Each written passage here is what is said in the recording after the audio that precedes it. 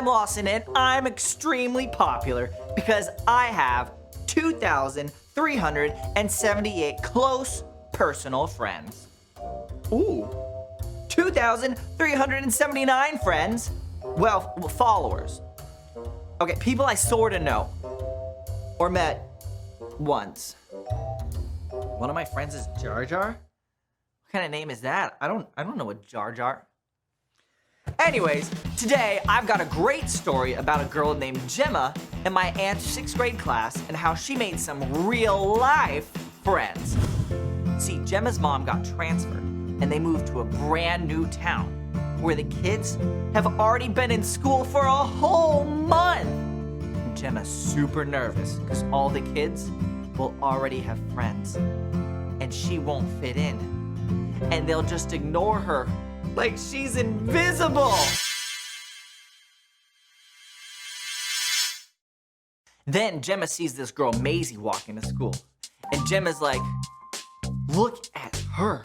She's got it all together.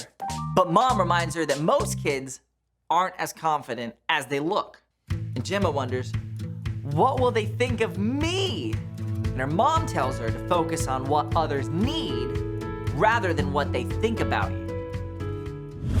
When Gemma gets to her first class, it feels like all eyes are on her.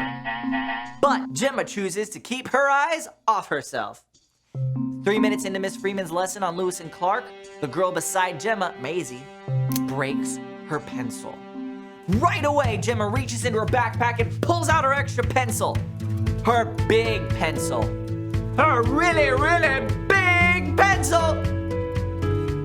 Eggs, milk, candy, more candy.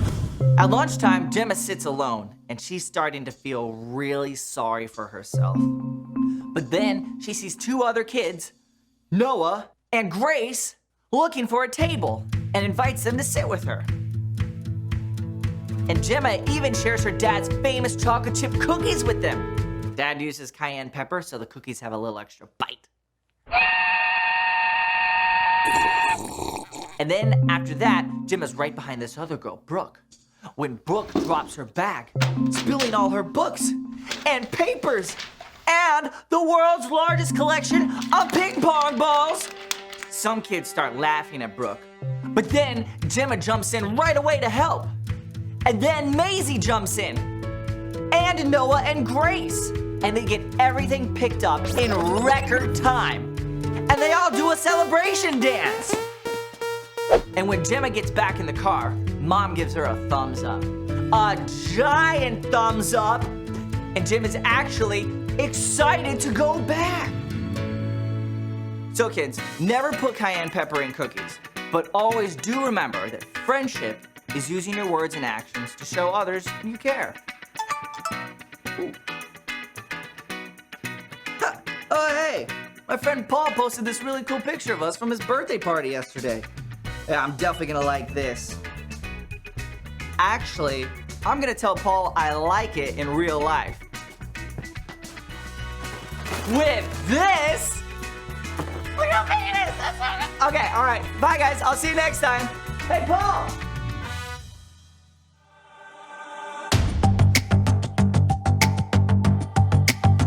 You're my courage. I don't have to be afraid.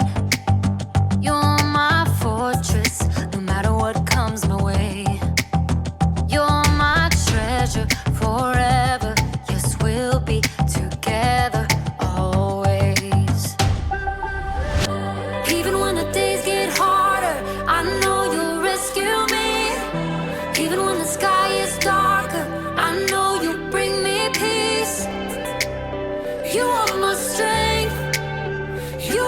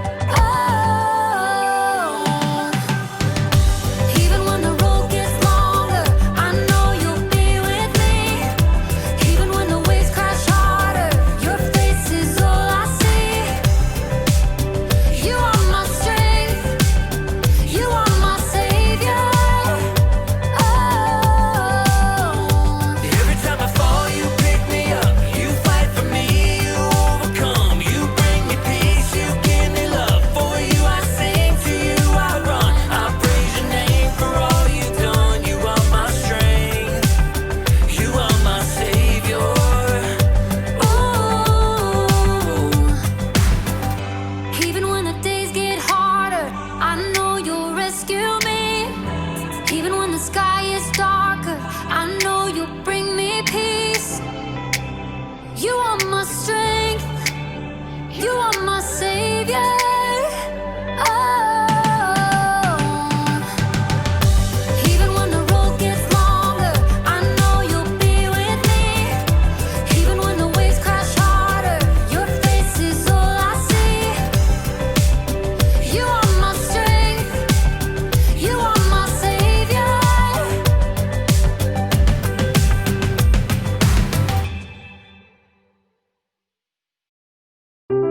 The Bible.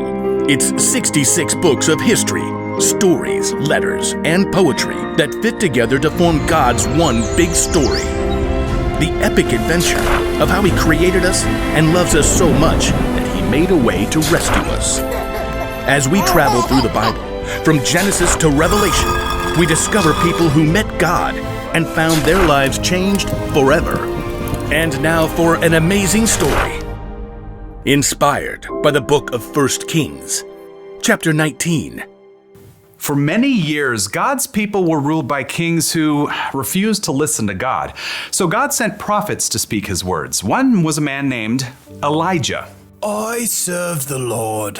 Elijah did amazing things through God's power, like calling for rain after 3 years of drought and bringing a dead boy back to life. But being a prophet was a lonely, difficult life. After the evil queen Jezebel threatened his life, Elijah fled to Mount Horeb. God, I've been committed to you, but the people have turned their backs on me. I am the only prophet left. God already had an answer to Elijah's pleas. A friend. Go back the way you came. Anoint Elisha from Abel-Meholah as the next prophet after you. So Elijah tightened his belt and set out along the road. When he finally reached the town, he noticed several young men plowing with a dozen pair of oxen. And in the very last field, he noticed one of the young men struggling to keep his oxen in line. Get up there, Ham. Move along, Burger. God, is that Elisha? He's just a small town kid. What does he have? Does he have what it takes to be a prophet? But God had chosen Elisha, so Elijah tramped through the muddy field to greet the young man. Elisha. Elisha blinked in surprise when he saw the prophet. Whoa, Burger. Elijah marched right up to Elisha and threw his very own cloak over the young man's shoulders. It was a sign that God had chosen Elisha to be Elijah's assistant. Me? You're choosing me? Elijah turned and walked away. Elisha dropped the reins and ran after. Wait. Just let me say goodbye to my family. Then I'll come with you. Go right ahead. I'm not making you do anything. Yes, sir. Right then and there, Elisha broke apart his plow and used the wooden pieces to start a fire. He cooked a meal and called all his family and friends over to share it with him. I'm leaving to travel with Elijah. Goodbye, everyone. Then Elisha set out on the road beside Elijah. I don't really know how to be a prophet, or even a prophet's assistant. That's okay. You'll learn. So over the years, Elisha followed Elijah everywhere as a close companion and good friend, and he watched and listened intently as Elijah spoke God's words to powerful kings and did incredible things. One day, Elisha and Elijah left the town of Gilgal on the way to Bethel, and they both knew that God was about to do something very breathtaking. God was going to take Elijah up to heaven. Stay here, Elisha. The Lord has sent me to Bethel. Elisha wasn't about to leave his friend to go it alone. As sure as the Lord and you are alive, I won't leave you. At Bethel, the same thing happened. Stay here, Elisha. The Lord has sent me to Jericho. As sure as the Lord and you are alive, I won't leave you. It happened once again in Jericho. Stay here, Elisha. The Lord has sent me to the Jordan River. As sure as the Lord and you are alive, I won't leave you. You do realize you're repeating yourself. Together, Elisha and Elijah reached the banks of the Jordan River. The waters flowed dark and deep. Elijah removed his coat and rolled it up. And then he struck the river. Immediately, the waters parted to the right and left. Elisha and Elijah walked across the river on dry ground. They reached the opposite bank. Tell me, what can I do for you before I'm taken away? Elisha didn't want to lose his friend and mentor, Elijah, But he'd learned many things in the last few years. Please, give me a double share of the Spirit God has given you. Only the Lord can do that. But if you see me when I'm taken away, that means you will receive what you've asked for. Elisha nodded, and the two men walked on in silence. Suddenly, a wild wind whipped up, and a chariot and horses appeared, blazing with fire. Elijah. The flaming chariot flew down right between the two men. It caught up Elijah and carried him up to heaven, driven by a strong wind. Elijah, you are like a father to me. Elisha stared into the sky until the last breath of wind and the final hint of flame were gone. Then, in great sorrow, he tore his own clothes. My best friend is gone. Glancing down at the ground, he saw Elijah's coat. Carefully, he picked it up. I wonder. Elisha hurried back to the bank of the Jordan River. Again, the water flowed hard and fast. On the opposite bank, a group of prophets from Jericho watched. Look, there's Elisha. But where's Elijah? Across the river, Elisha twisted up Elijah's coat. He called out in a loud voice, Where is the power of the Lord? Where is the power of the God of Elijah? Then Elisha struck the water just as Elijah had done. And just like what happened before, the waters parted to the right and left. The prophets from Jericho stared in amazement as Elisha crossed the river on dry land. The Spirit God gave to Elijah has been given to Elisha. It was true. Elisha had been faithful to follow and learn from Elijah for many years, and now God's Spirit was with Elisha just as it had been with his friend.